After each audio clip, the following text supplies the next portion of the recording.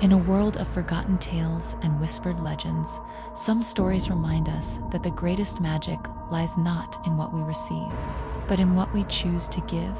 This is the story of a village on the brink of despair, and a young woman who discovered the true nature of a gift. In the decaying Whispering Woods, a creeping blight had begun to strangle the life from the land, casting a shadow of famine over the nearby village of Silverwood. It was here that Leona, an apprentice herbalist with bright, curious eyes, searched for a remedy. With her leather-bound journal in hand, a repository of ancient plant lore, she scoured the blighted forest floor. Her fingers, stained with earth and pollen, brushed away a layer of dead leaves, revealing something impossible, a single ancient seed, pulsating with a soft inner light. To her, it was not just a seed, it was hope. Believing she had found the salvation for Leona returned to the village and planted the seed in the barren central square. The effect was immediate and miraculous. From the earth erupted a magnificent tree, its luminous leaves casting a warm, revitalizing glow. Its magic seeped into the soil, and overnight, the failing crops flourished. The withered gardens bloomed, and the specter of starvation retreated. The villagers rejoiced, their laughter echoing through the newly fertile fields. But as days turned into weeks, a subtle, unnerving change began to take hold.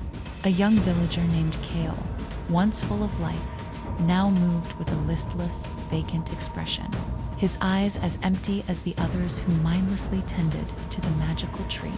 Their individuality was fading, replaced by a collective, hollow devotion.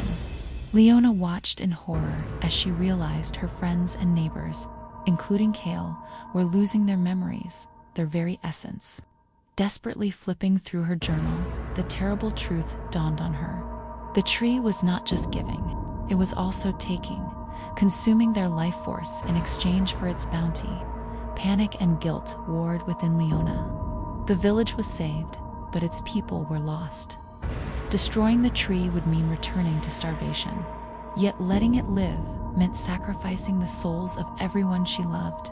Her herbalist training, however, had taught her that nature was not about destruction, but balance.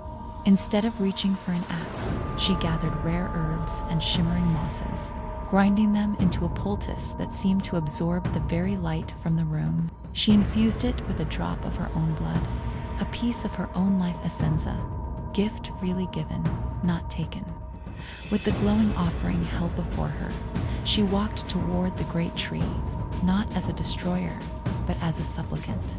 She placed the poultice gently against its luminous trunk, a silent plea for understanding.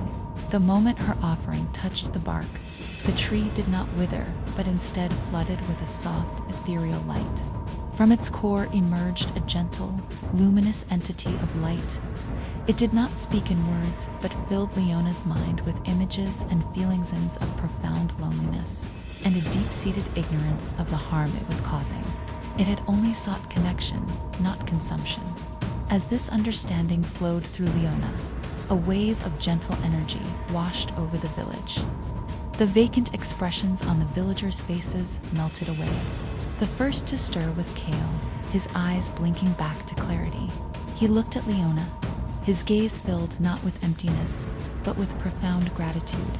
The land remained fertile, its bounty no longer carrying a dreadful price. In the end, the people of Silverwood learned a new way. Leona taught them how to nurture the tree, to give back to it with songs, stories, and small offerings of their own, creating a true symbiosis. Their story became a quiet legend, leaving us with a question to ponder.